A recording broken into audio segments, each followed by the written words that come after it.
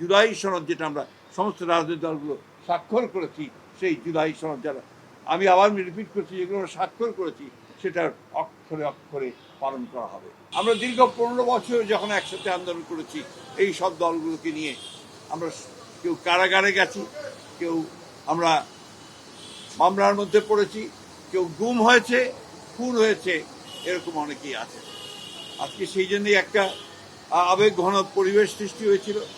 মাননীয় প্রধানমন্ত্রী তাদের সকলের সঙ্গে অত্যন্ত আন্তরিকতার সঙ্গে দেখা করেছেন, প্রত্যেকের সঙ্গেই, এবং তিনি কথা বলেছেন। আমাদের অনেকগুলো রাজনৈতিক দল তারা কথা বলেছেন। তারা সবাই মাননীয় প্রধানমন্ত্রী যে শুরু সরকার চালানোর, সেই শুরুটাকে তারা অত্যন্ত প্রশংসা করেছেন।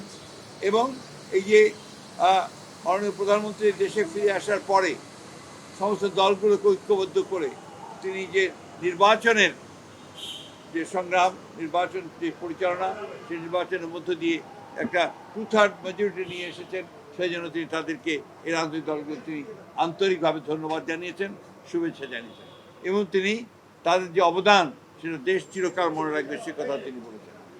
তিনি বলেছেন যে এই 5 মাসের মধ্যে সম্ভব হয়নি হয়তোবা বিভিন্ন কাজের তাড়াহুড়ার জন্য বা কাজের অগ্রাধিকারের ভিত্তিতে সব দলগুলোর সঙ্গে কথা বলার, কিন্তু এর মধ্যে সরকার যে কাজগুলো করেছে সেগুলো কাজগুলো ছিল জনগণের একদম কাছাকাছি যাওয়ার কাজ। আপনারা সবাই জানেন, সেগুলো আমি রিপিট করতে চাই না।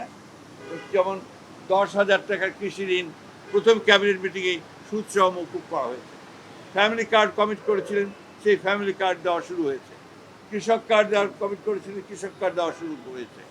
মসজিদের ইমাম, মন্দিরের পুরোহিত বা আপনার চার্চের ফাদার এবং আপনার ধর্মযাজক বৌদ্ধ ধর্মের তাদেরকে ভাতা দেওয়া শুরু হয়েছে। খেলোয়াড়দের ভাতা দেওয়া শুরু হয়েছে। খাল খনন কর্মসূচি শুরু হয়েছে। এই কাজগুলো কিন্তু শুরু হয়েছে প্রথম থেকেই। এবং নতুন কুড়ির যে আন্দোলন ছিল একটা, সেই আন্দোলনটা শুরু হয়েছে। সবচেয়ে বড় কথা হচ্ছে যে সরকারকে গুছিয়ে একটা জনগণের কাছে নিয়ে যাওয়ার কাজটা তিনি শুরু করেছেন। আমাদের এটা অবশ্যই মনে রাখতে হবে যে আমরা একটা ধ্বংসস্তূপের মধ্য থেকে কিন্তু কাজ শুরু করেছি। একেবারেই অর্থনীতি ধ্বংসপ্রাপ্ত হয়েছে, লুট করে নিয়ে গেছে সমস্ত ব্যাংকগুলো, সব জায়গায় একটা নৈরাজ্য সৃষ্টি করেছিল তারা, সমস্ত প্রতিষ্ঠানগুলোকে ভেঙে ফেলেছিল। সেই প্রতিষ্ঠানগুলোকে আবার আমাদের মাননীয় প্রধানমন্ত্রী সেটাকে আপনার গড়ে তোলবার জন্য কাজ শুরু করেছেন। এই কথাগুলোই আজকে বিভিন্ন রাজনৈতিক দল তারা বলেছেন। আজকে তিনি বলেছেন যে তিনি এর পরে প্রায়শই, অর্থাৎ যতটা দ্রুত সম্ভব হবে, বিভিন্ন রাজনৈতিক দলগুলোর সঙ্গে তিনি বসবেন, রাজনৈতিক দলগুলো আবারও কাজ করবে একসাথে, এবং তাদের যে মত বিনিময় সেই মত বিনিময়গুলো হবে।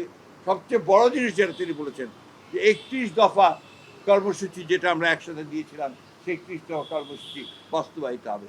এবং তিনি এটাও বলেছেন, আবারও জোর দিয়েই বলেছেন যে জুলাই সনদ যেটা আমরা সমস্ত রাজনৈতিক দলগুলো স্বাক্ষর করেছি, সেই জুলাই সনদ যারা আমি আবার রিপিট করছি, যেগুলো আমরা স্বাক্ষর করেছি সেটার অক্ষরে অক্ষরে পালন করা হবে।